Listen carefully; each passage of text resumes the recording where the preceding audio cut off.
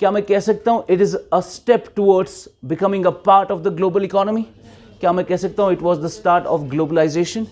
So this was your liberalisation and this was your globalisation. तो हमने liberalisation और globalisation कब शुरू की? 1980s के डेकेड में. 1980s के डेकेड में. खुद से समझ आ रहा है? क्या मैं कह सकता हूं 1980s का decade was the best decade of Indian planning? क्या कह सकता हूं मैं? आप जितना टारगेट रख रहे थे, बड़ा टारगेट था और उससे भी ज्यादा अचीव कर रहे थे, है ना? तो अब हमें ये चीज समझ नहीं आ रही कि 1980s अगर आपका बेस्ट डेकेड कंसिडर किया जाता है, ये 1980s का लास्ट प्लान कब खत्म होता है? 1990 में, है ना? तो आपका 1990 में क्राइसिस कैसे हो जाता है फिर, है ना? अगर 1980s का decade was the best decade that you had, फिर 1980s में क्या इशू हो गया? ठीक है. सो 1990s में हमने देखा जैसे ही आपका 7th 5 ईयर प्लान खत्म होता है and you have achieved a remarkable growth rate, उसके बाद ही कुछ इश्यूज शुरू हो जाते हैं. उसके बाद ही कुछ इश्यूज शुरू हो जाते हैं. And issues are both at the domestic front and at the external front. External front और डोमेस्टिक फ्रंट दोनों में आप कुछ इश्यूज देखते हैं.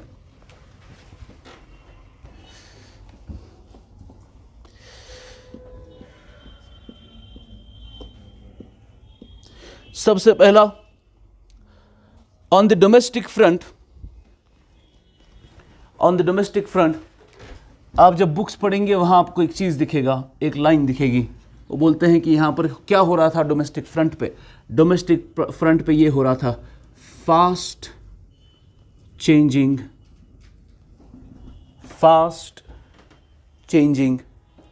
Political situation at centre. Fast changing political situation at centre. Fast changing political situation at centre. Books में आपको ये लाइन दिखेगी. इसका मतलब क्या है कि fast changing political situation at centre का क्या मतलब है कि आपके सेंटर में जो ये प्लान्स वगैरह जहाँ से निकलते थे, वहाँ पर आपकी पॉलिटिक्स में कुछ चेंजेस हो रही थी और ये चेंजेस बहुत ही फास्ट हो रही थी, जिसकी वजह से काफ़ी ज़्यादा इंस्टेबिलिटी हुई इकोनॉमी में. ठीक है. तो हमने क्या देखा कि ये क्या क्या चेंजेस हो रही थी. मैं आपको एक एग्जाम्पल में लिखा रहा हूँ, साथ साथ लिखो. हमने देखा Rajiv Gandhi was the prime minister of India in 1989. Rajiv Gandhi के बाद 1989 में ही राजीव गांधी हट जाते हैं और वीपी सिंह आता है 1989 में. उसके बाद ये जनता दल का था, जेडी का, वीपी सिंह. उसके बाद चंद्रशेखर आता है, he becomes the prime minister of India, Chandrashekhar, in 1990, अगले ही साल. चंद्रशेखर समाजवादी जनता पार्टी का था, in coalition with Indian National Congress. उसके बाद आपका पीवी नरसिम्हा राव आते हैं. Narasimha Rao, he becomes the prime minister of India in 1991, Indian National Congress, INC.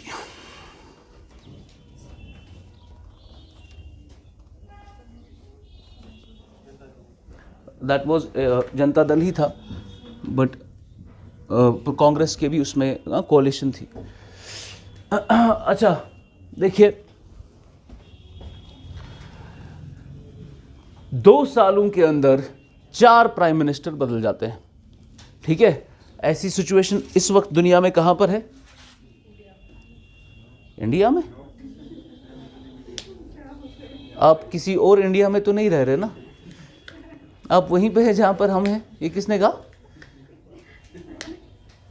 अभी ऐसी सिचुएशन कहां पर है? ये मुसीबत कहां पे चल रहा है? इजराइल में. इजराइल में पिछले 2 साल में 4 इलेक्शन हुए और अभी नेतन्याहू की गवर्नमेंट जो है, it's not able to consolidate its power. वहाँ की गवर्नमेंट बहुत ही इंस्टेबल है. तो ऐसी सिचुएशन है, वहाँ पे पॉलिटिकल क्राइसिस चल रहा है इजराइल में. ऐसा ही कुछ क्राइसिस यहाँ पर हुआ डोमेस्टिक फ्रंट पे.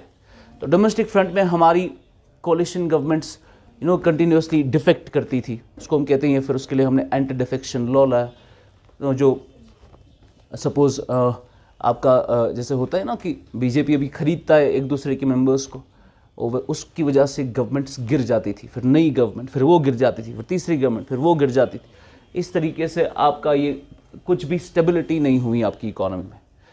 ये तो था ही मसला। दूसरा मसला डोमेस्टिक फ्रंट पे क्या हुआ? डोमेस्टिक फ्रंट पे एक और इशू ये हुआ, this becomes the basis of your economic reforms. Economic reforms है ना सिलेबस में, ये उसका बेसिस है। अब दूसरा इशू क्या हो गया? दूसरा इशू ये हो गया कि आप अच्छी ग्रोथ कर रहे हैं ना, आप अच्छी ग्रोथ कर रहे हैं। अब आपने देखा 6th 5 ईयर प्लान और 7th 5 ईयर प्लान में गवर्नमेंट ने कितने कितने एंटी पॉवर्टी प्रोग्राम शुरू किए, अलग अलग एम्प्लॉयमेंट जनरेशन के प्रोग्राम शुरू किए। ये गवर्नमेंट की प्रोग्राम्स थे ना, और गवर्नमेंट जब प्रोग्राम करती है क्या उसका खर्चा होगा? क्या खर्चा होगा? क्या गवर्नमेंट के बड़े बड़े फिस्कल डेफिसिट होंगे? तो दिस वाज द टाइम आपने ग्रोथ तो किया, लेकिन that growth was fuelled by higher fiscal deficit of the government. ठीक है? और फिस्कल डेफिसिट क्या है? फिस्कल डेफिसिट क्या होता है? ओके यस, जब हमारा खर्चा ज़्यादा होता है हमारी आमदनी से, तो आपको लोन लेना पड़ता है ना। तो हमने देखा गवर्नमेंट बड़े बड़े लोन लेती थी, मार्केट से ही उठाती थी, बड़े बड़े लोन लेती थी। अब देखिए, जब आपका बड़ा फिस्कल डेफिसिट बहुत बड़ा हो रहा है, और ये बहुत बड़ा फिस्कल डेफिसिट आप क्यों कर रहे हैं? क्योंकि आप क्या करना चाहते हैं? पॉवर्टी को कम करना चाहते हैं, लोगों के हाथ में पैसा देना चाहते हैं, गरीबों को एम्प्लॉयमेंट देना चाहते हैं, आप एम्प्लॉयमेंट को बढ़ाना चाहते हैं। तो आपने बड़े बड़े फिस्कल डेफिसिट किए गवर्नमेंट ने, और गवर्नमेंट ने अलग अलग प्रोग्राम्स के तहत लोगों को एम्प्लॉय किया, वेज एम्प्लॉयमेंट दी, तो उनके हाथ में पैसा आया। मुझे बोलिए, ये गरीब लोग जिनके लिए खाने के लिए भी कुछ नहीं था, अब इनको जब पैसा मिला, क्या ये इसको इन्वेस्ट करेंगे या कंज्यूम करेंगे? तो गवर्नमेंट ने हायर फिस्कल डेफिसिट्स किए, और वो फिस्कल डेफिसिट आखिर में कंजम्पशन में निकल पड़ा, है ना। यानी इन गरीबों ने इस पैसे को कंज्यूम किया कि नहीं? कंज्यूम किया, और कंजम्पशन एक्सपेंडिचर इंडिया का बढ़ गया। जैसे ही कंजम्पशन एक्सपेंडिचर बढ़ेगा तो मैं कह सकता हूँ इकोनॉमी में डिमांड बढ़ रही है। जब डिमांड बढ़ेगी तो बताइए इन्फ्लेशन होगी या नहीं? इन्फ्लेशन होने लगी इंडिया में। तो जैसे ही आप अच्छी ग्रोथ तो आप कर रहे थे, लेकिन यहां से क्या हो रही है? इन्फ्लेशन। समझा? दूसरा मसला, जब फिस्कल डेफिसिट होता है, फिस्कल डेफिसिट के लिए गवर्नमेंट को क्या करना पड़ता है? बोरो करना पड़ता है। और इंडिया की गवर्नमेंट कहां से बोरो करती थी? इंटरनल मार्केट से, है ना, इंटरनल मार्केट से। और मुझे बताइए, ये आपका इंटरनल मार्केट है जिसको हम बैंक्स कहते हैं, है ना। तो गवर्नमेंट को पैसा चाहिए और गवर्नमेंट बैंक से पैसा उठाती थी। अब जब गवर्नमेंट बैंक्स के पैसे से पैसा उठा रही है, मुझे बोलिए, बैंक्स के पास लिमिटेड पैसा है या अनलिमिटेड? लिमिटेड पैसा है। अब बैंक्स के पास लिमिटेड पैसा है, मानेंगे 2 सेकंड के लिए बैंक्स के पास सिर्फ 100 करोड़ रुपए है। इस 100 करोड़ रुपए में जो बैंक्स लेंड करना चाहेंगे ना, लोन में देना चाहेंगे, तो वो लोन में कितना देना चाहते हैं? 100 करोड़। इसमें से 70 करोड़ गवर्नमेंट ने ले लिया। अब ये बचा कुचा 30 करोड़ रुपए है, ये प्राइवेट लोग ले लेते हैं, है ना। अब अगर गवर्नमेंट ने कहा, गवर्नमेंट का और ज्यादा फिस्कल डेफिसिट हुआ, गवर्नमेंट को और बोरोइंग करनी पड़ेगी, है ना, तो गवर्नमेंट ने 90 करोड़ ले लिया, तो प्राइवेट के लिए कितना बचा?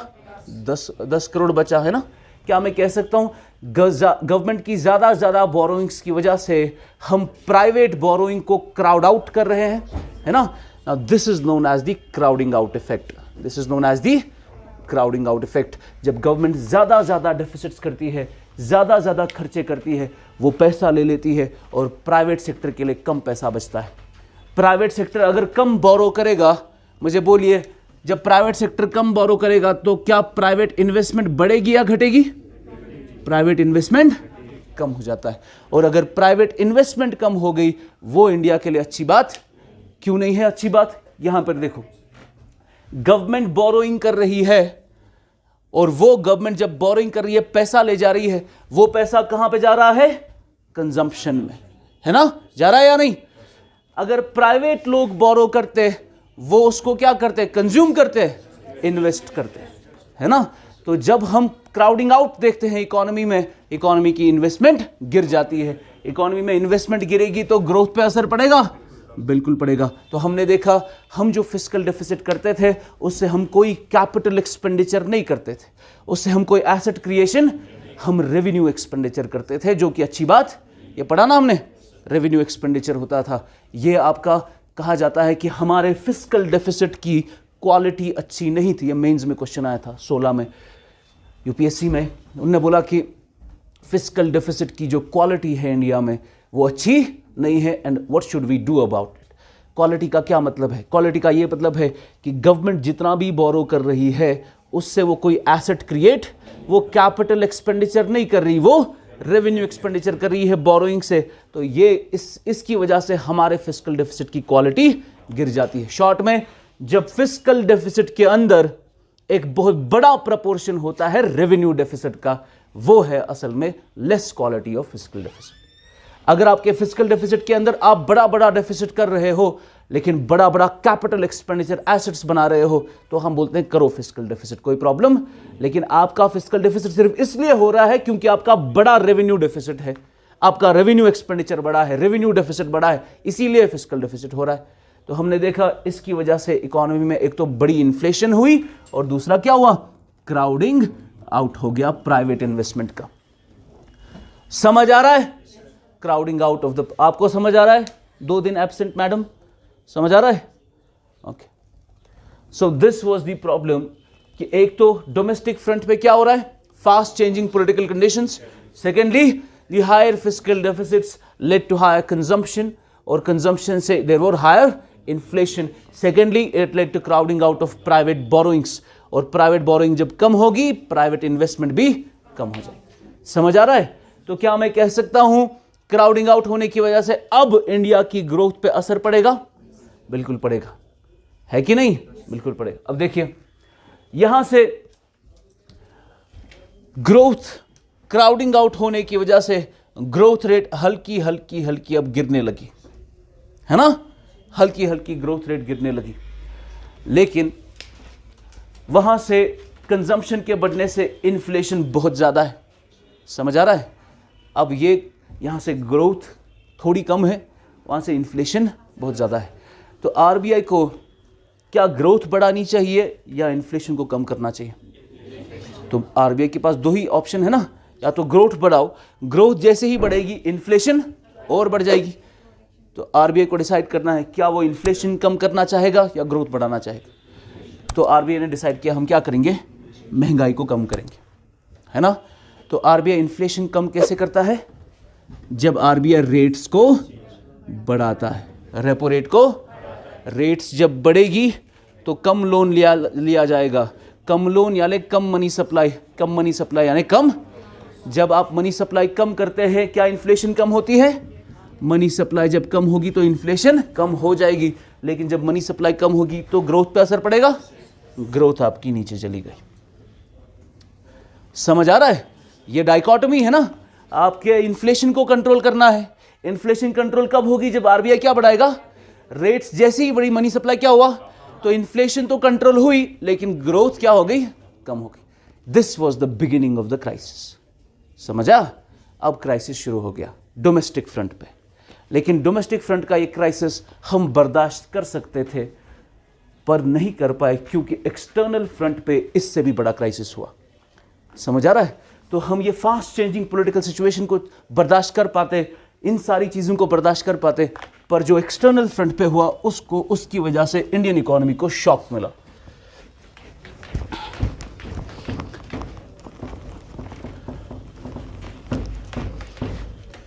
Next, external front. 3 बड़े मसले हुए एक्सटर्नल फ्रंट पे, 3 बहुत बड़े मसले जिसकी इंडियन इकोनॉमी, अब देखो 1980s का पूरा डेकेड अच्छा गया ना, लेकिन अब ऐसी चीजें होंगी जिसकी वजह से India will face the worst economic crisis in its history before Covid. Now Covid ने तो बैंड बजा दी हमारी, but before Covid. Okay, now what happened on the external front?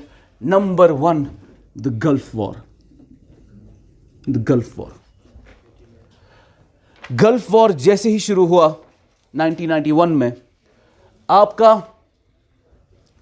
Gulf countries में सबसे बड़ा मसला है, वहां से आप ऑयल इंपोर्ट करते थे, है ना? अब कंट्रीज में वॉर चल रहा है, उन्होंने अपने ऑयल के प्राइसेस बढ़ाए, ऑयल प्राइस बढ़ गया। और इंडिया जो है, इंडिया मेजॉरिटी ऑयल कहां से इंपोर्ट करता था? गल्फ से। अब ऑयल का प्राइस जैसे ही बढ़ेगा, क्या इंडिया की इंपोर्ट बिल बढ़ी? इंपोर्ट बिल बढ़ी। अब ऑयल, जैसे आप 100 करोड़ का ऑयल लेते थे, इसमें आपको सपोज 10 किलो का ऑयल मिलता था 100 करोड़ में। अब आपको यही 10 किलो खरीदने के लिए 200 करोड़ देना है, प्राइस बढ़ गया। ठीक है, तो जैसे ही प्राइस बढ़ा, क्या मैं कह सकता हूं अब इंडिया से बहुत ज्यादा डॉलर बाहर जा रहा है, क्योंकि प्राइस बढ़ गया ना, तो आपका डॉलर आउटफ्लो होने लगा इंडिया में। जैसे ही गल्फ वॉर हुआ, ऑयल प्राइसेस क्या बढ़ गए, ऑयल प्राइसेस जैसे ही बढ़े, इंडिया से ज्यादा पैसा अब बाहर जाने लगा। समझ आ रहा है या मैं खाली अपना ये कर रहा हूं? ठीक समझ आ रहा है? ऑयल प्राइसेस बढ़ गए तो इंडिया में क्या होगा? Capital outflow. कैपिटल आउटफ्लो का मतलब डॉलर बाहर चला गया। समझ आ रहा है? डॉलर बाहर चला गया। सेकंड, गल्फ वॉर हुआ, मैंने आपको नेशनल इनकम में पढ़ाया कि हम उस वक्त शुरू में जो हमारे इंडियंस सबसे ज्यादा कहां पे काम करते थे? गल्फ कंट्रीज में, है ना। और गल्फ कंट्रीज में हम लोग काम करने के बाद बहुत ज्यादा पैसा अंदर देते थे, बहुत ज्यादा पैसा, उसको हम क्या बोलते हैं? रेमिटेंसेस, है ना। और पढ़ाया नहीं? रेमिटेंसेस यानी गल्फ कंट्रीज में हम लोग पैसा कमा के रेमिटेंसेस घर भेजते थे। क्या इससे इंडिया का डॉलर बढ़ता था?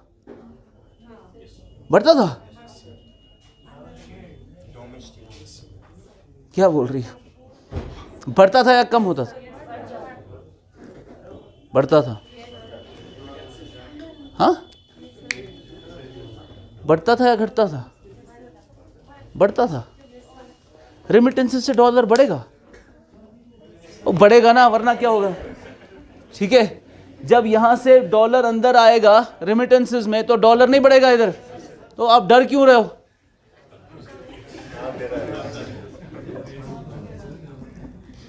ओके, अब आप लोग यहां काम कर रहे हो, आप डॉलर्स में पैसा कमाते हो, वो डॉलर आप फॉरेन एक्सचेंज घर भेज रहे हो, तो आपका यहां पे कैपिटल इनफ्लो हो रहा था, है ना।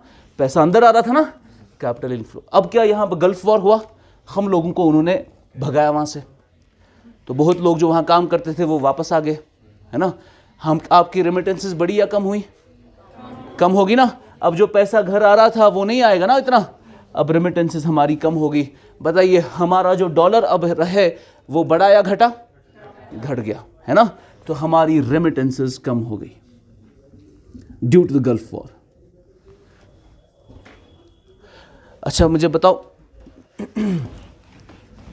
जब ऑयल प्राइसेस बढ़ गए और इंडिया से कैपिटल आउटफ्लो होने लगा, पैसा बाहर जाने लगा ज्यादा, क्या मैं कह सकता हूं हमारा फॉरेक्स कम हो गया? जब रेमिटेंसेस नहीं आई, क्या मैं कह सकता हूं हमारा फॉरेक्स कम हुआ? बिल्कुल कह सकते हैं। उसके बाद नंबर थ्री, ये वो टाइम है 1990s का, है ना, the starting of this decade. उस वक्त दुनिया में एक बहुत ही अजीब सी चीज़ हुई, यूएसएसआर डिसइंटीग्रेट हो गया, है कि नहीं। और यूएसएसआर की डिसइंटीग्रेशन पर की वजह से इंडिया पर बहुत बड़ा असर पड़ा। क्या असर पड़ा? यूएसएसआर की डिसइंटीग्रेशन से देखिए इश्यू क्या हुआ। इंडिया और ये यूएसएसआर, 2 सेकंड के लिए, अब इंडिया और यूएसएसआर आपस में बहुत ही अच्छी रिलेशनशिप थी, कि मैंने बोला ना, चाचा की किसकी तरफ था? यूएसएसआर, है ना, इंक्लिनेशन, सोशलिस्ट कंट्री, आपस में भाई भाई। अब आपने क्या किया? आपने यूएसएसआर के साथ एक अग्रीमेंट किया था। यूएसएसआर के साथ अग्रीमेंट क्या था? The agreement was known as the counter trade agreement. The counter trade agreement. आपने क्यों किया यूएसएसआर के साथ ये अग्रीमेंट? क्योंकि उस वक्त हम यूएसएसआर के साथ, हम इंडिया बाकी की कंट्रीज के साथ जितनी भी ट्रेड करता था उसका 25% हम करते थे असल ट्रेड यूएसएसआर के साथ। तो इंडिया की ग्लोबल ट्रेड में 25% वाज एक्चुअली विद यूएसएसआर। तो यूएसएसआर हमारा बहुत बड़ा ट्रेडिंग पार्टनर था। 25% of the entire external trade off India was concentrated in USSR goods and services. समझ आया? अब ये आपका बहुत बड़ा ट्रेडिंग पार्टनर है और इनको पता है कि हमारे पास, हम अभी नया छोटा छोटा देश है, हमारे पास उतना पैसा नहीं है, तो इन्होंने हमारे साथ एग्रीमेंट किया। The agreement was known as the counter trade agreement. Agreement क्या था? अग्रीमेंट ये था कि हम आपको जो भी गुड्स एंड सर्विसेज बेचेंगे, हम आपको जो भी गुड्स एंड सर्विसेज या आप जो हम जो भी यूएसएसआर से इंपोर्ट करेंगे, हम यहां से जो भी इंपोर्ट करेंगे, अब इंपोर्ट जब कर रहे हो तो इनको पैसे देने हैं ना, क्या ये हमारा रुपया लेंगे? नहीं, इनको फॉरेन एक्सचेंज चाहिए, उनको डॉलर चाहिए। तो यूएसएसआर ने कहा हम आपको गुड्स सप्लाई करेंगे, तुम हमें डॉलर वापस मत दो, ना ही हमें रुपया चाहिए, तुम क्या दो, तुम अपना एक्सपोर्ट दो, हमें क्या दो, एक्सपोर्ट दो। यानी तुम अपने गुड्स एंड सर्विसेज बेचो, हम अपने उतने ही गुड्स एंड सर्विसेज तुम्हें बेचेंगे। तो मैं क्या कह सकता हूं, ये कमोडिटी टू कमोडिटी एक्सचेंज हो रहा है। तो it was a sort of a barter system. तो हमने बार्टर एक्सचेंज किया विद यूएसएसआर, ठीक है। क्या इसकी वजह से इंडिया का फॉरेक्स बचेगा? क्या इसकी वजह से इंडिया का फॉरेक्स बचेगा? बचेगा ना, इंडिया का पैसा बच गया, क्योंकि अब इसको पे नहीं करना है डॉलर में, इसको यहां से गुड्स ही देने हैं इनको, समझ आ रहा है। अब आपका फॉरेक्स बच गया। लेकिन यहां पर अब इशू क्या होगा, यूएसएसआर के टुकड़े टुकड़े हो गए। अब जब यूएसएसआर के टुकड़े टुकड़े हो गए, अब जिन कंट्रीज के साथ आप ट्रेड करते थे, अब उन कंट्रीज के साथ आपका कोई भी अग्रीमेंट नहीं। अब जब आप इंपोर्ट करोगे, अब चलेगा आपका एक्सपोर्ट नहीं, अब क्या देना है, डॉलर देना है। तो यूएसएसआर की डिसइंटीग्रेशन की वजह से क्या मैं कह सकता हूं इंडिया का फॉरेक्स गिर गया? बिल्कुल गिरा। तो यूएसएसआर डिसइंटीग्रेशन की वजह से the forex of India fell down.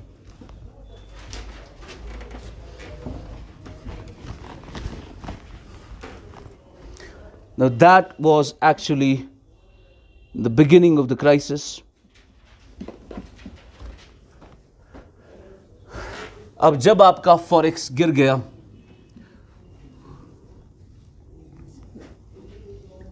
ये इतना गिर गया कि इंडिया का जितना भी फॉरेक्स था ये इतना कम हो गया, इतना कम हो गया, इतना कम हो गया कि हमारे पास सिर्फ इतना पैसा बचा कि हम सिर्फ 14 दिन तक अपने इंपोर्ट कर पाते हैं, सिर्फ 14 डेज तक। इतना पैसा आपका कम हो गया कि आप अपने इंपोर्ट सिर्फ कब तक कर पाते, 2 हफ्ते तक, 14 दिन तक।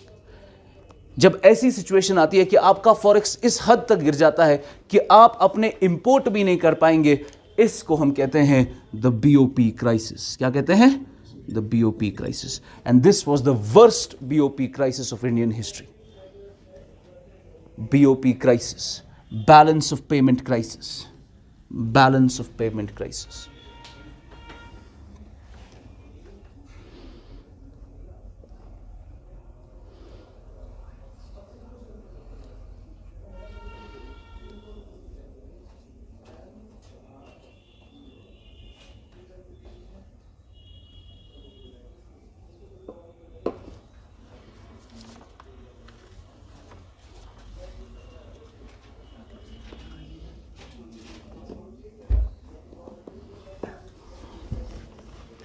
बैलेंस ऑफ पेमेंट, समझ आ रहा है? अब बताइए, इंडिया में क्राइसिस शुरू हो गया, डोमेस्टिक फ्रंट पे बैंड बजी है, एक्सटर्नल फ्रंट पे उससे भी बड़ा इशू हो गया। इंडिया के पास अब इतना भी पैसा नहीं था कि वो अब इंपोर्ट कर पाए। तो उस वक्त नरसिम्हा राव प्राइम मिनिस्टर थे और मनमोहन सिंह फाइनेंस मिनिस्टर थे। तो उन दोनों ने मिलकर एक मॉडल बनाया जिसको हम कहते हैं राव मनमोहन मॉडल। राव मनमोहन मॉडल में क्या था, अब इंडिया की ऐसी हैसियत नहीं है कि वो अपनी इकॉनमी को खुद से चला सके, ठीक है। आपके पास पैसा नहीं है। अब देखिए, अगर आपका इंपोर्ट बंद हो जाता, आपका ऑयल नहीं आ पाता, सारी की सारी इंडस्ट्रीज बंद हो जाती, ट्रांसपोर्टेशन बंद हो जाता, इंडिया हॉल्ट पे चला जाता, शट डाउन हो जाती कंट्री सारी। तो हमने, नरसिम्हा राव अब तैयार थे IMF से मदद मांगने के लिए। तो हम जाते हैं IMF और वर्ल्ड बैंक के पास, खासकर IMF। जब आपका BOP क्राइसिस होता है, आप IMF के पास जाते हैं, इंटरनेशनल मॉनेटरी। IMF आपको बोलता है आपका BOP क्राइसिस है, मैं हेल्प करूंगा, मैं आपको लोन दूंगा। और IMF हमें बहुत बड़ा लोन देता है, हमारी हिस्ट्री का सबसे बड़ा लोन देता है। और हम IMF से पैसा लेकर आते हैं, डॉलर लेकर आते हैं और अपने फॉरेक्स में रखते हैं। अब आपके पास डॉलर है, आप अपना इंपोर्ट कर पाएंगे। लेकिन जैसे ही IMF आपको लोन देता है, क्या वो लोन गवर्नमेंट के अपने खर्चे के लिए था? वो आपकी इकोनॉमिक स्टेबिलिटी के लिए था, है ना। जब आपका क्राइसिस हो गया, BOP क्राइसिस, अब गवर्नमेंट ने, RBI ने गवर्नमेंट को कहा, अब हम जो बोलेंगे उसी हिसाब से चलना है। तो जब भी आईएमएफ लोन देता है, आईएमएफ की कंडीशंस पड़ती है उस कंट्री के ऊपर। तो आईएमएफ ने जब हमें लोन दिया, हम पर क्या पड़ी? आईएमएफ की कंडीशंस। और आईएमएफ की कंडीशंस जब हम पर पड़ी, उन्होंने कहा मैं जो बोल रहा हूँ वैसे ही चलना है। अकॉर्डिंगली हम वैसे ही चले और हमने इंडिया में रिफॉर्म्स शुरू किया।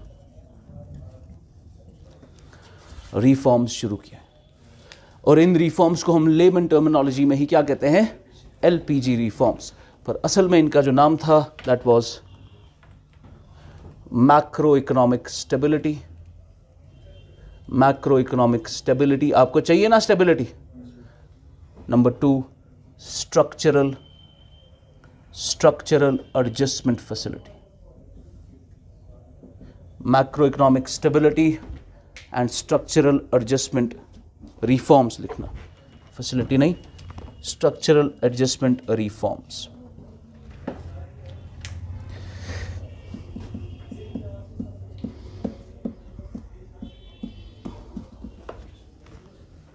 ओके, देखिए मकसद क्या था इनका, मैं रब करूं ये।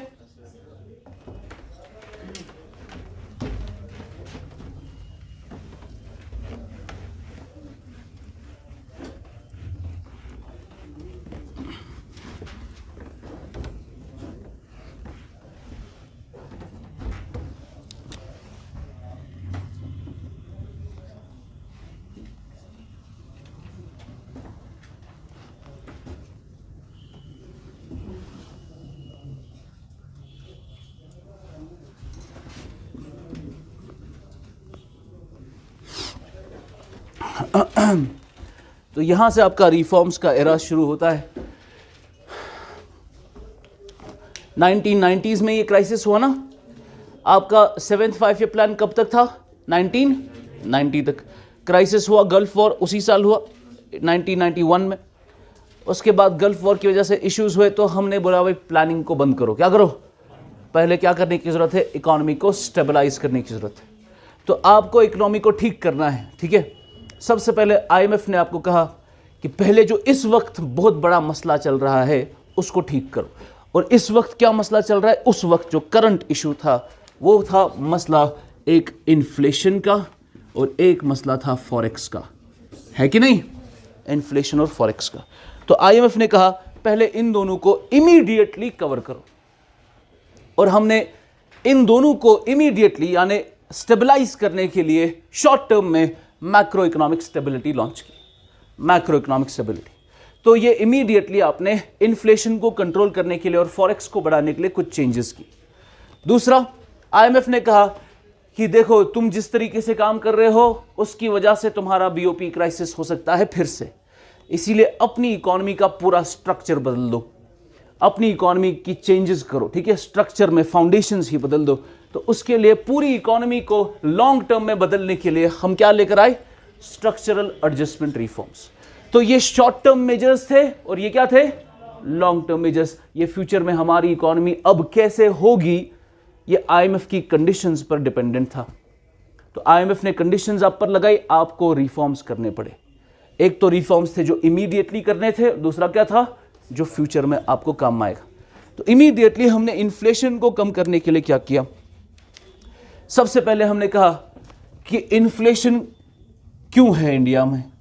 तो हमें मालूम पड़ा मेन जो इशू है इन्फ्लेशन का वो सेंट्रल बैंक नहीं है, वो क्या है? गवर्नमेंट है। क्या है? गवर्नमेंट है। और गवर्नमेंट का क्या? Fiscal deficit. फिस्कल, आईएमएफ ने हमें कहा कि अगर आपका फिस्कल डेफिसिट 4% से ज़्यादा है, 4% किसका? जीडीपी का, है ना। अगर आपका फिस्कल डेफिसिट 4% से ज़्यादा है वो प्रॉब्लमैटिक सिचुएशन है। क्या है? Problematic situation. 4% से ज़्यादा डेफिसिट नहीं होना चाहिए। नंबर 2, अगर आपका फिस्कल डेफिसिट 0 है, यह भी आपके लिए अच्छी बात। इसका क्या मतलब है? आप वेलफेयर नहीं करना चाह रहे, है ना। वेलफेयर नहीं करना चाह रहे, तो आपका fiscal deficit has to be greater than 0 and less than 4%। समझ आ रहा है? ग्रेटर देन यानी 1% का, 2% का, 3% का, इस रेंज में डेफिसिट होना चाहिए। डेफिसिट को कम करने की बात की। अब मुझे बताइए, जब डेफिसिट कम होगा क्या कंजम्पशन कम होगा इकोनॉमी में? गवर्नमेंट का जब खर्चा कम होगा तो कंजम्पशन भी क्या हो जाएगा? कंजम्पशन कम होगा तो इन्फ्लेशन कंट्रोल रहेगी? बिल्कुल रहेगी। ठीक, तो आपने जैसे ही डेफिसिट कम किए, कंजम्पशन कम हुआ, तो धीरे धीरे हम क्या देख रहे हैं? इन्फ्लेशन नीचे आ रही है। फाइन। उसके बाद असल में क्या हुआ, इसको हम कहते हैं, क्या मैं कह सकता हूं, जब डेफिसिट आप कम करने की बात करते हैं, आप गवर्नमेंट को कहते हैं कि अपने खर्चे को क्या करो? कम करो और अपनी आमदनी को बढ़ाओ। रेवेन्यू बढ़ाओ और खर्चे, यही हो रहा है ना। रेवेन्यू बढ़ाने का ये मतलब नहीं है कि तुम्हारा खर्चा 150 करोड़ का है और आमदनी 100 करोड़ की है, तुम आमदनी 200 करोड़ की कर दो और खर्चा कम करो, ये नहीं। बोला जा रहा है कि अगर तुम 150 करोड़ खर्चा कर रहे हो और आमदनी तुम्हारी 100 करोड़ की है, तुम इसको 130 करोड़ पे ले आओ और 110 करोड़ का रेवेन्यू करो। ठीक है, यानी खर्चा तब भी ज्यादा ही होना चाहिए, लेकिन जितना खर्चा कर रहे थे उतना खर्चा 150 करोड़ कर रहे थे, सिर्फ 130 करोड़ करो। यहां से 100 करोड़ आमदनी है, इसको 110 करोड़ करो। खर्चा तब भी ज्यादा ही होना चाहिए। मैंने कहा ना, खर्चा जब ज्यादा होगा तभी तो डेफिसिट होगा। तो डेफिसिट तो करना है, डेफिसिट तो करना है, लेकिन ज्यादा, तो खर्चे कम करो और आमदनी बढ़ाओ। ठीक है, तो यही कहा गया। जब आप ऐसा करते हो कि आप अपने खर्चे कम करते हो और आमदनी बढ़ाते हो, इसको हम इकोनॉमी में कहते हैं ऑस्टेरिटी। क्या कहते हैं? Austerity measures. ऑस्टेरिटी। तो इंडिया ने क्या किया in macro economic stability? India ने क्या किया? Austerity measures to control the inflation. समझ आ रहा है? Austerity measures.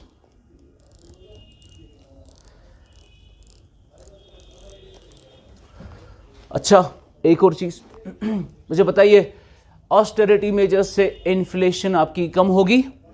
बिल्कुल होगी।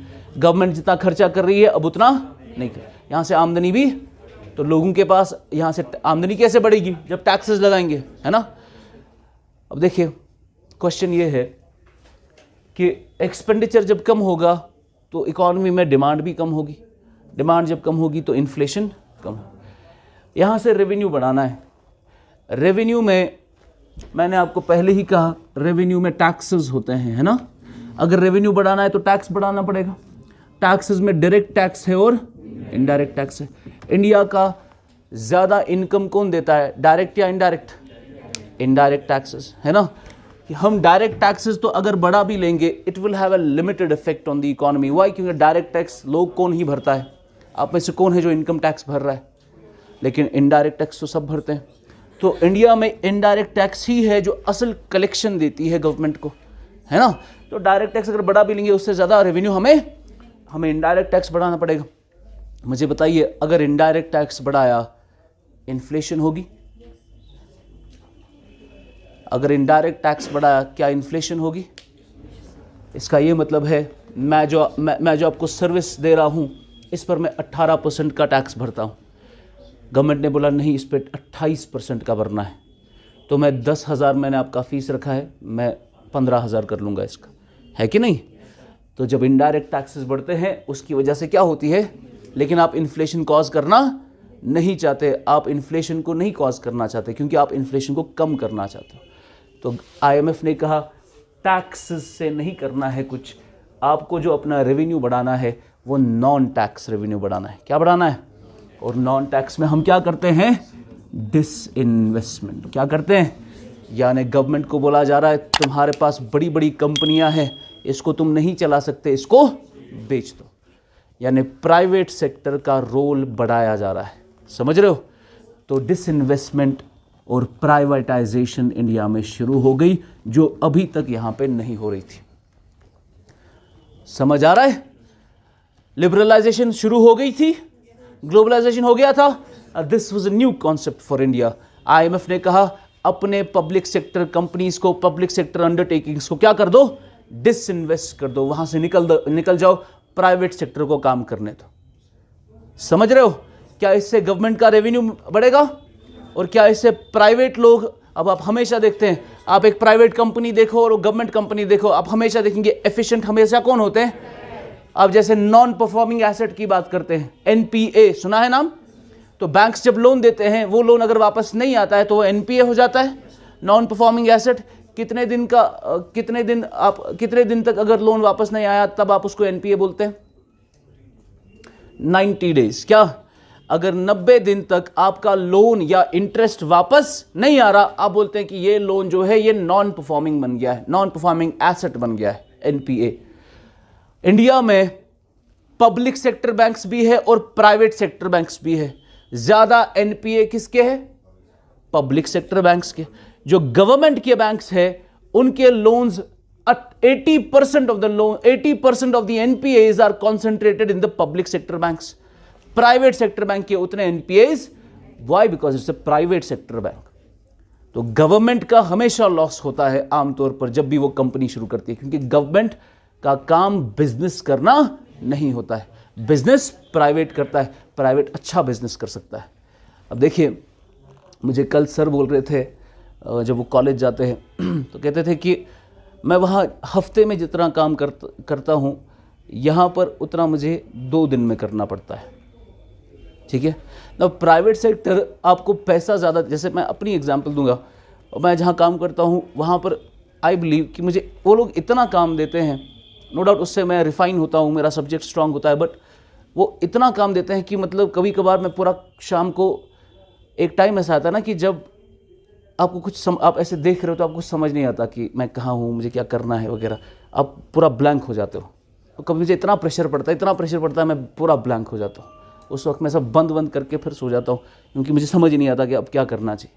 जैसे फॉर एग्जाम्पल परसों उन्होंने कहा, सर ने उन्होंने मुझे एक आर्टिकल लिखने को कहा और लगभग 15 से 20 बुक्स की लिंक्स भेजी ताकि ये सब पढ़कर एक आर्टिकल डालो।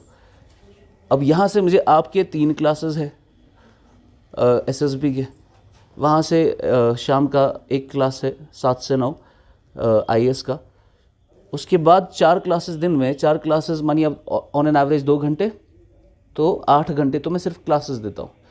उसके बाद बोलते बोलते इतना थक जाता हूँ, फिर वो 15 किताबें पढ़ना, फिर आर्टिकल लिखना, शाम को मैं पूरा कोलैप्स हो गया, मैं नहीं कर पाया।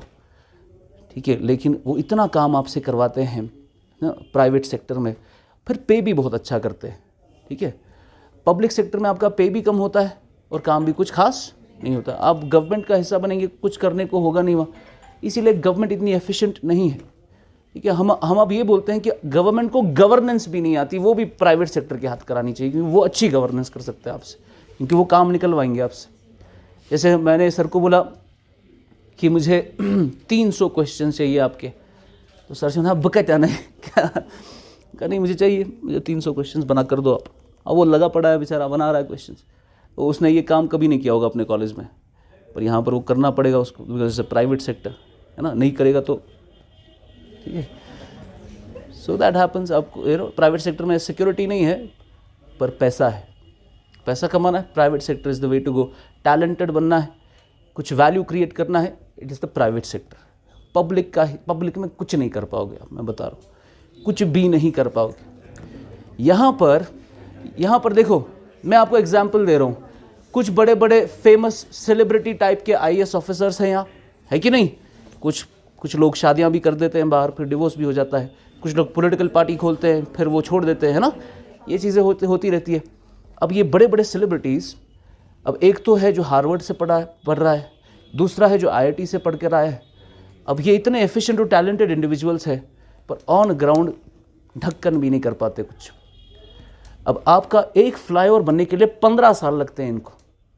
मैं कल एक ऐसे बात कर रहा हूँ, मुझे बोल रहा था कि ये जो सड़कें हैं जिस पर अभी हम चल रहे हैं, ये मैं जब छोटा था और 11th क्लास में था तब इसकी प्लानिंग हुई है, और आज तक यही सड़कें हैं। ना वाइडनिंग हो रही है, ना कुछ हो रहा है, इसीलिए ट्रैफिक बढ़ता जा रहा है, ना फ्लाईओवर बन रहे, ना कोई मास्टर प्लान है। मैं बोल रहा हूँ 5 साल के अंदर इतनी गाड़ियाँ हो जाएंगी, आप गाड़ी निकाल ही नहीं पाओगे, घर से निकाल ही नहीं पाएंगे। मैं इतना जल्दी इसलिए आता हूँ क्योंकि मुझे फिर अगर मैं 11 बजे के बाद आ गया, पार्किंग नहीं मिलती है, कहीं पर भी चले जाओ आप, शाम के कब तक, 6 बजे तक। इसीलिए मैं सुबह जल्दी आता हूँ और मैं शाम को 9:30 बजे यहाँ से निकलता हूँ, क्योंकि उस वक्त कोई भी ट्रैफिक नहीं होता है, मैं आधे घंटे में घर पहुँच जाता हूँ। वैसे अगर मैं जाऊँगा, अगर मैं दिन में 5 बजे निकला, मुझे एटलीस्ट 2 घंटे ट्रैफिक में देने हैं। तो ये आप देखिए 5 साल के बाद क्या मुसीबत होगा यहाँ, और उस वक्त आप गाड़ियाँ नहीं निकाल पाओगे। अब कहीं पर है कोई फ्लाईओवर बन रहा है, कहीं पर एक बन रहा था, वो कहते थे शाहिद सर कहते थे, जो यहाँ के DC थे, वो कहते थे कि जिन्होंने ये बनाया ना जवाहर, क्या इसका नाम है, जहांगीर चौक का जो ये फ्लाईओवर है, तो कहते थे कि जो इसका इंजीनियर था वो उसको एज अ ताना देते थे कि महशर के मैदान में जब हम पहुँचेंगे वहाँ हम आपसे पूछेंगे कि गोवा पता तैयार कि ना। तो ऐसी हालत है। श्रीनगर मतलब कोई प्लान नहीं है, कोई भी प्लान नहीं है, बैंड बजने वाली है हमारी। तो समझ नहीं आ रहा कि कहाँ क्या करें। अब गवर्नेंस भी नहीं अच्छी हो रही तो प्राइवेट सेक्टर को बुलाया जा रहा है। जैसे मैं आपको एग्जांपल दे रहा हूँ, इसरो जो इंडिया की स्पेस एजेंसी है, उन्होंने रॉकेट्स बनाए। पहले रोहिणी रॉकेट बनाया, छोटा सा 30 किलोमीटर तक जाता था। फिर उन्होंने सैटेलाइट लॉन्च व्हीकल SLV बनाया, फिर ASLV बनाया, फिर PSLV बनाया, अभी GSLV बनाया। अब PSLV और GSLV आपका चलता है, ये रॉकेट्स है जिसमें आप ऊपर सैटेलाइट भेजते हैं। अब आप जब बुक्स खोलेंगे इसरो पे, और इसरो पे लिखा होगा कि PSLV ग्लोरीफाई करके बताएंगे कि हमारा जो पोलर सैटेलाइट लॉन्च व्हीकल है उसमें हमारे पास इतने इतने वेरिएंट्स है, XL कैटेगरी है, CA कैटेगरी है, SS कैटेगरी है, तो अलग अलग PSL के हमारे पास वेरिएंट्स है। फिर PSLV rocket is the work horse of ISRO, ऐसा बोला जाता है। ये इसरो का काम का घोड़ा है। इसने अभी तक 94% की सक्सेस रेट है इसरो की। तो जो भी मिशन करता है सक्सेसफुल होकर आता है। अभी तक इसरो के सिर्फ 4 मिशन ही फेल हुए PSLV के।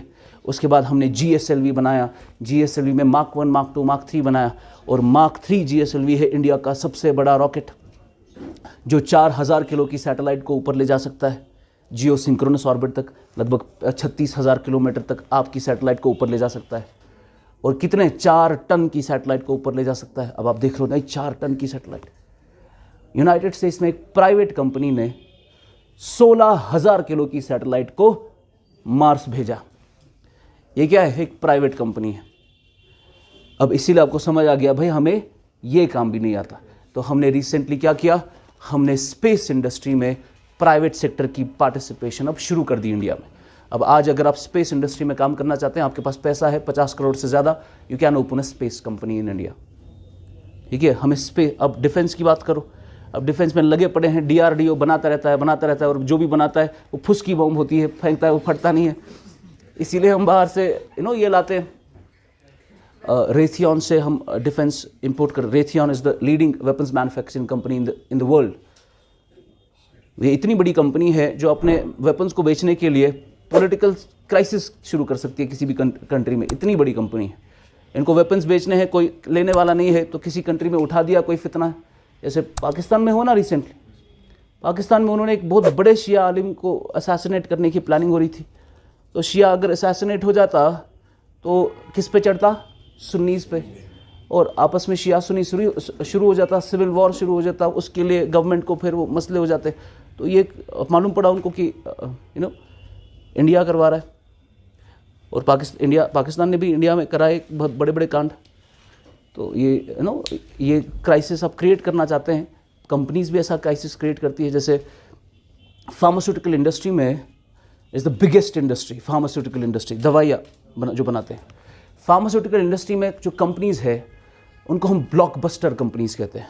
ब्लॉकबस्टर कंपनी वो कंपनी होती है जिनका एनुअल टर्नओवर $1 बिलियन का होता है। कितना? दवाई बेचने में वो $100 करोड़ कमाते हैं एक साल में, $100 करोड़। अब वो दवाइयाँ बेचते हैं। अब मुझे बताओ, इतनी बड़ी बड़ी कंपनीज, इतना दवा सप्लाई हो रहा है, प्रोड्यूस कितना होता होगा, और हमारे पास कितनी अभी हेल्थ फैसिलिटीज़ आ गई है। अब मुझे बताइए, अगर हेल्थ फैसिलिटीज़ इम्प्रूव हो, अच्छा मुझे बताओ पिछले 70 साल में हेल्थ इम्प्रूव हुई है या घटी है? हेल्थ तो हमारी जैसे ही रिसर्च आती है, नई नई टेक्निक्स आती है, हेल्थ इम्प्रूव होती है ना। आप इन्फेंट मोर्टालिटी रेट कम करते हैं, मैटरनल मोर्टालिटी रेट कम करते हैं, है ना। हेल्थ आप इम्प्रूव करते हैं। हम बोलते हैं कि पहले इतनी हेल्थ नहीं थी, आज हेल्थ कॉन्शियस है सबके सब। तो हेल्थ तो इम्प्रूव होनी चाहिए। अगर हेल्थ इम्प्रूव हो रही है तो इन कंपनीज का प्रॉफिट क्या जाना चाहिए? अगर हेल्थ इम्प्रूव हो रही है तो आपको दवा की जरूरत है, तो इन कंपनीज का प्रॉफिट क्या जाना चाहिए? लेकिन ये हर साल पिछले साल से ज़्यादा प्रॉफिट करते हैं। समझ रहे हो? कोरोना वायरस के ऊपर 2015 में गेट्स एंड मिलिंडा फाउंडेशन ने कोरोना वायरस के स्ट्रेन के ऊपर पेटेंट कराया था। यानी वो पहले ही रिसर्च करते हैं। एंड हम कहते हैं इसको कि हम असल में क्या करते हैं, हम दुनिया में खुद बीमारियां क्रिएट करते हैं, फिर उसका दवा बना के रखा होता है, फिर दवाइयां बेचते हैं।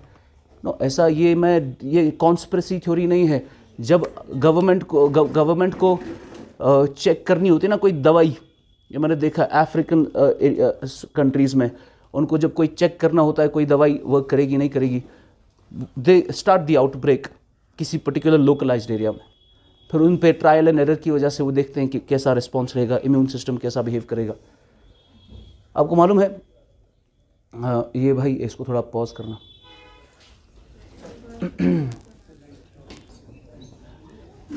ये एक एक्सरसाइज करते हैं, जस्ट बी हियर, ठीक है, पार्टिसिपेट करना फुल ऑन फोकस के साथ। मैं किसी को भी उठाऊंगा, आपको क्या बोलना है? हम बोलते हैं ना Monday Tuesday Wednesday Thursday Friday Saturday Sunday, आपको उल्टा बोलना है संडे से मंडे।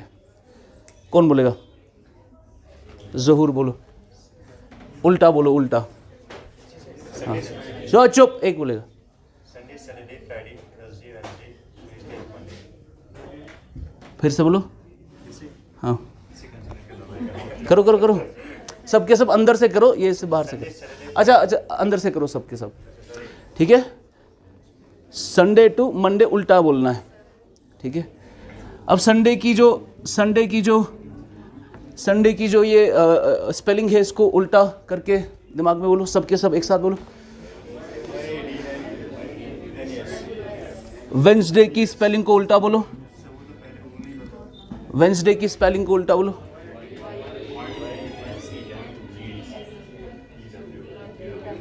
ओके, अब सबके सब कोई कलर सोचो जल्दी, कोई कलर सोचो जल्दी, बोलना नहीं है यार, सोच लिया कोई जल्दी से कोई कलर। अच्छा मुझे कोई बताओ, जब प्लम्बर कोई टूल्स इस्तेमाल करता है ना, उसके पास बहुत सारे टूल्स होते हैं, तो कोई टूल ऐसे ही निकाल लो, जल्दी निकाला। कोई कलर सोचो, सोचा? बोलिए क्या क्या सोचा आपने? क्या मेजॉरिटी लोगों ने रेड हैमर देखा? ये दिमाग का इस्तेमाल करके हम पहले ही बोल सकते, आप क्या सोच रहे हो? रेड हैमर देखा किसी ने? ठीक है ना, ये क्या है? ये सिंपल सा मैथमेटिकल ट्रिक है। जिसने नहीं सोचा होगा मे बी उसको कुछ टाइम लगा होगा, या उसने फुल्ली फोकस्ड नहीं होगा, या उसने पूरी तरीके से पार्टिसिपेट नहीं किया होगा। मैं बोल रहा हूँ अगर आप as long as you participate fully, सवाल ही नहीं है कि आप इससे और कुछ सोच सकते थे, ठीक है। बस बस इसको ख़त्म करेंगे। अच्छा इधर ओके, तो फिस्कल डेफिसिट को कम करना है ऑस्टेरिटी मेजर्स के साथ, by the process of disinvestment and privatisation. दूसरा प्रॉब्लम क्या था? फॉरेक्स का। फॉरेक्स को क्या करना है? कम करना है। फॉरेक्स को अगर बढ़ाना है तो एक्सपोर्ट्स को बढ़ाना पड़ेगा। क्या मैं कह सकता हूं मैं एक्सपोर्ट को बढ़ा सकता हूं अगर मैं करेंसी की डेप्रिसिएशन कराऊं? कह सकता हूं अगर करेंसी डेप्रिशिएट होगी एक्सपोर्ट बढ़ेंगे। तो हमने उस वक्त डेप्रिसिएशन नहीं की, हमने डिवैल्यूएशन की, क्योंकि इंडिया उस वक्त क्या चल रहा था? फिक्स्ड एक्सचेंज रेट पे। क्या चल रहा था? डेप्रिसिएशन कैसे होती है? जब आप फ्लोटिंग एक्सचेंज रेट पे होते हो, जब मार्केट खुद डेप्रिशिएट करता है। यहां पर फ्लोटिंग पे आरबीआई खुद फिक्स करता था वैल्यू। आरबीआई ने 18 रुपए का $1 रखा था, उसको उसने डिवैल्यू करके 24 रुपए का $1 किया, ठीक है। तो ये क्या है? डिवैल्यूएशन। क्या है? तो आपकी करेंसी जब डिवैल्यू होगी तो एक्सपोर्ट बढ़ेंगे, बिल्कुल बढ़ेंगे। तो आईएमएफ ने यही चीजें बोली, go with the austerity measures and devalue your currency. In fact IMF went a step further, उसने कहा ये फिक्स्ड पे मत चलो, फिक्स्ड पे जो तुम चल रहे हो, तुमने इसका 18 रुपए का वैल्यू रखा है, असल में इसका वैल्यू इतना, तुम क्या करो इसको फ्लोटिंग पे ले जाओ, यानी मार्केट एक्सचेंज रेट ले लो। हमने उस वक्त तो ये नहीं माना, लेकिन फ्यूचर में हम फिर मार्केट एक्सचेंज रेट पे चल गए। इस वक्त इंडिया मार्केट एक्सचेंज रेट पे चलता है। समझ रहे हो? तो उस वक्त हमारी एक्सचेंज रेट क्या थी? फिक्स्ड, 18 रुपए का $1, उसको डीवैल्यू करके 24 रुपए का $1। एक्सपोर्ट इसकी वजह से बढ़ गए। जब एक्सपोर्ट आपका बढ़ेगा तो मैं कह सकता हूं कि हमारा करंट अकाउंट डेफिसिट, एक्सपोर्ट और इंपोर्ट के बीच का जो डेफिसिट है वो कम हो गया। तो जब एक्सपोर्ट बढ़ा उसकी वजह से करंट अकाउंट डेफिसिट, ये है क्या, इसमें नहीं जाएंगे, सिंपली आप समझो, ये इसका मतलब है export minus import. Current account deficit आपका कम हो गया बिकॉज आपके एक्सपोर्ट बढ़ गए। कल हम देखेंगे स्ट्रक्चरल एडजस्टमेंट रिफॉर्म्स, जिसमें अलग अलग रिफॉर्म्स पढ़ेंगे।